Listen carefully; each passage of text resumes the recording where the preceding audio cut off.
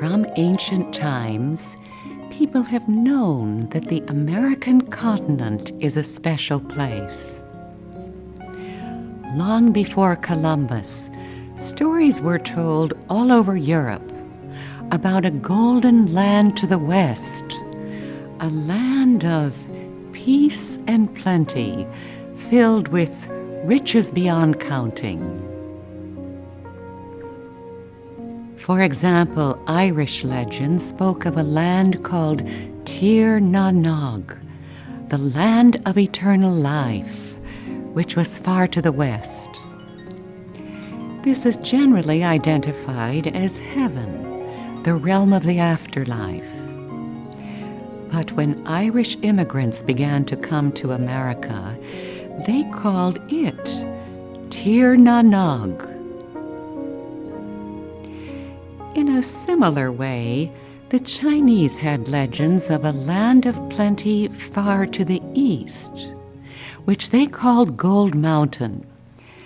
When waves of Chinese began to immigrate to California during the gold rush in the mid-19th century, they believed they were coming to Gold Mountain. The name California is believed to have been taken from a fanciful 16th century Spanish story about an island paradise located near the Garden of Eden and populated by a race of beautiful women led by a warrior queen named Calafia. This legend reflected the general view shared by many of the explorers who came after Columbus, who were convinced that they would find in America the fountain of youth and the fabled 7 cities of gold. Some even reported sightings of the mystic unicorn.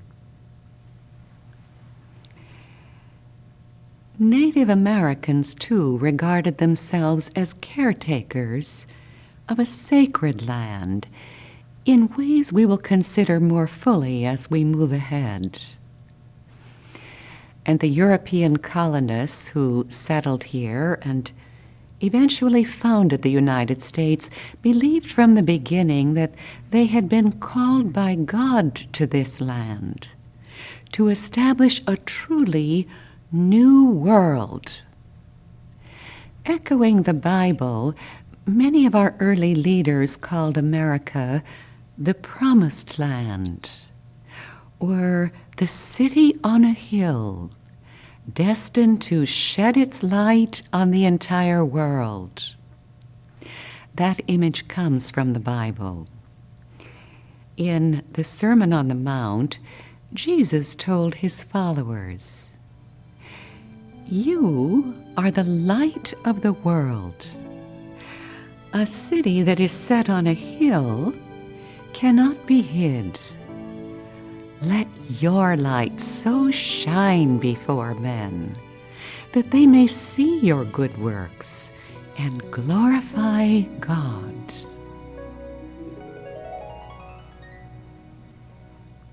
All these intuitions about America reflect a recognition that this continent has been specially chosen and specially prepared over many cycles of time for a divine destiny. So, in a very real sense, America is a promised land, and a land that holds the promise of the spiritual future of mankind. In the various statements Meher Baba made about America during the 1930s, he identified 4 key attributes of this country that were important for his spiritual work: energy, character, material mastery, and quality of heart.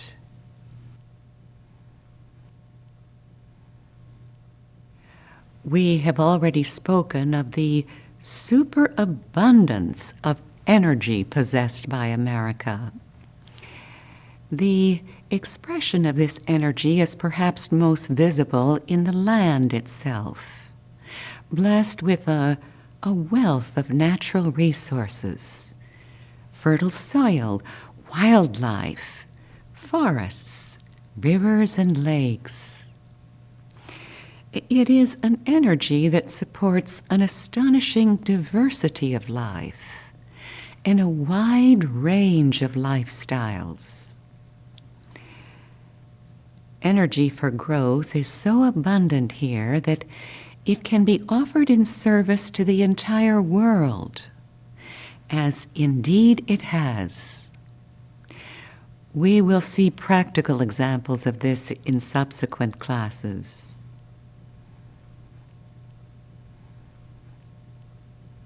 There is also a type of human energy unique to America that Meher Baba valued.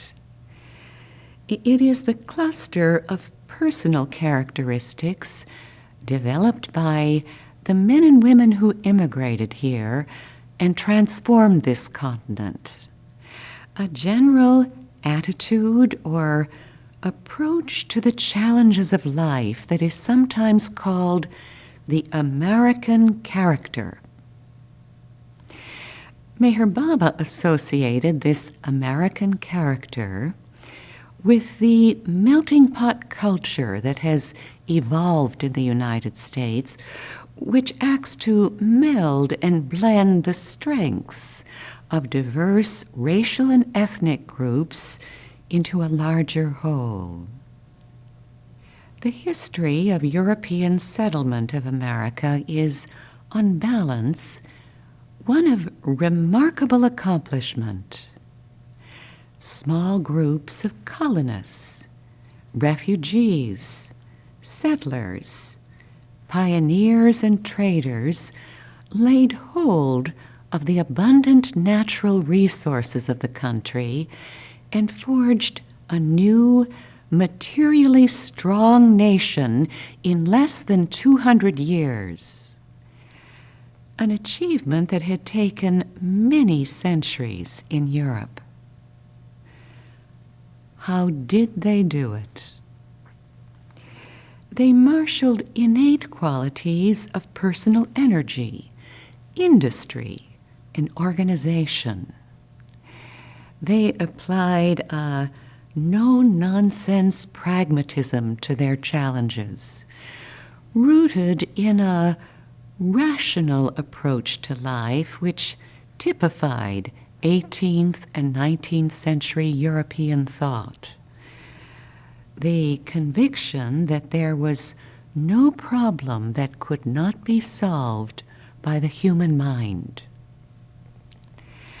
And the new country itself seemed to stimulate an exuberant, optimistic view of life.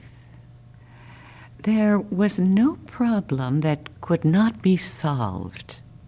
And by George, they could solve it. They also added a gift for inspired improvisation in almost every field of endeavor, from architecture and engineering to politics to warfare, a quality sometimes called American ingenuity. Who comes to mind as an exemplar of these American qualities? Benjamin Franklin, for one. Another would be Thomas Jefferson. The American character emerged as diverse groups of pioneers and settlers learned to live and work together in ways they never had in Europe. A willingness to collaborate, to join together and share the challenges and rewards of life is another important attribute that emerged from among these first immigrants. This spirit allowed them to transcend linguistic, cultural, ethnic, and religious differences to serve common goals. In a remarkably short period of time, about 150 years, they developed a new cultural integration that was neither English, nor French, nor German, nor Spanish, nor Dutch. It was American, and it asserted itself at the outset in the principles of our founding documents: the Declaration of Independence, the Constitution, and the Bill of Rights. Why did this integration happen here and not in Europe? Certainly, the energy resources of this new continent helped provide a foundation. But just as important was the fact that this was a new land, largely unsettled and undeveloped, a land of possibility and potential, where there was room and opportunity to explore new approaches to life. It was possible here for people to leave old, entrenched, limiting patterns of thought and feeling behind in Europe and make a fresh start. During the 19th and early 20th century, tens of millions of European immigrants poured into New York Harbor to join the new nation. America was the last best hope for these refugees from Ireland, Central Europe, Scandinavia, the Mediterranean, and the Slavic countries. Most were the have-nots of Europe, those fleeing from famine and starvation, religious and racial persecution, poverty and hopelessness, to seek a new life in the new world. Many died aboard ship before ever reaching our shores. Thousands more died in the squalid conditions in our city slums. However, many thrived, and they and their descendants became integral to the societal melting pot that helped make the United States a world power in just a century and a half. They added their own qualities of perseverance, thrift, hard work, and unshakable faith to the evolving American character. Baba celebrated the usefulness of these especially American qualities as the best foundation for the spiritual transformation he had in mind. These qualities, while prominent among European Americans, are by no means exclusive to this group. Our nation is a global melting pot for people of every race, every ethnic background, every nationality and creed to participate in America's great experiment in life. Those who thrive here are the ones who find a natural affinity to these American values of optimism and cheer, invention and industry, perseverance, cooperation, and faith.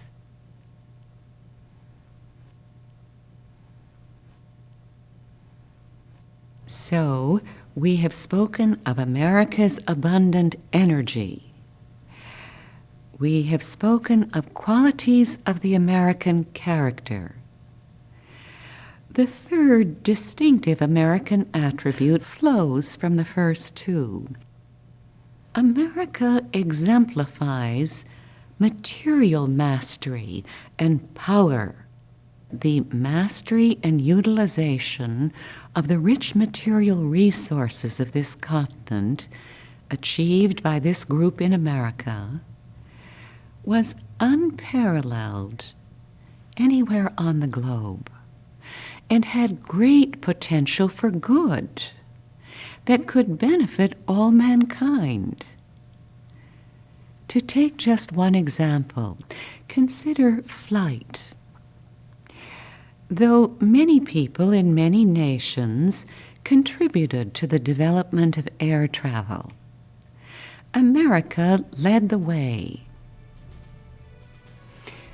Two American tinkerers who ran a bicycle shop in Ohio, the Wright brothers, made the first powered airplane flight in December of 1903. Just 66 years later, an American set foot on the surface of the moon. This giant technological leap was accomplished in the space of a single human lifetime. And this is only one example of the American heritage of scientific and technical achievement that has completely transformed the world in ways we will consider more fully in future programs.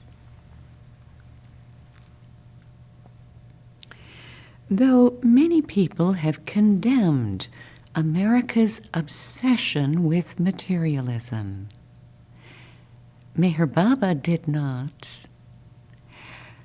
For Baba, matter and spirit are not in opposition. Rather, he affirmed that materialism should be considered a valuable means to achieve spiritual ends. Baba said, "Materialism and spirituality must go hand in hand. When the balance of head and heart is maintained, then it's possible to meld the highest inner spiritual attainments of the East with art, science, nature, and everyday life in the realistic West at its peak of material and intellectual achievement." Baba repeats that there is no fundamental opposition between spirit and matter. For Baba, then, America's mastery of the material world was not to be rejected, but welcomed and utilized to further the spiritual goals of the new humanity.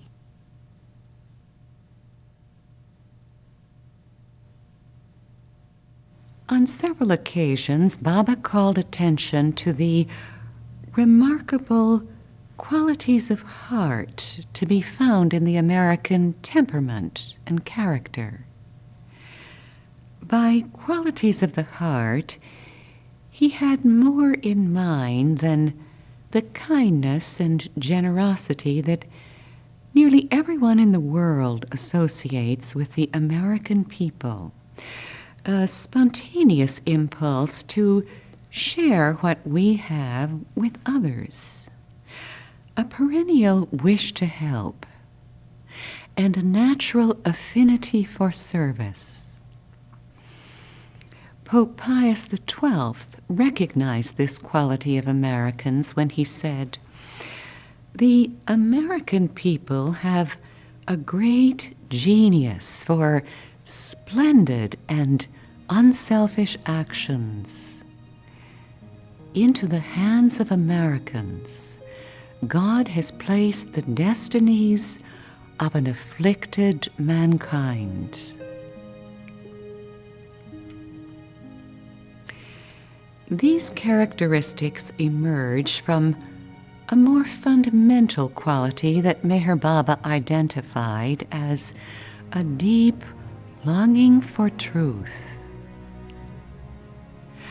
Baba made this observation to Mahatma Gandhi in 1931, after both had returned to India from travel in the West. Both had been in England, but Baba had gone on to America. When Gandhi asked about his travels, Baba replied that the Americans had an intense spiritual longing, which he characterized as unique among the Western countries. Baba summed up these ideas about America in his conversation with Gandhi in 1931. Baba said, "In America, the spiritual hunger is intense. That is why I went and stayed there for a month. There's everything there materially. There is wealth. There are brains. There is heart. In other words, there is sufficient preparedness for spiritual growth and development."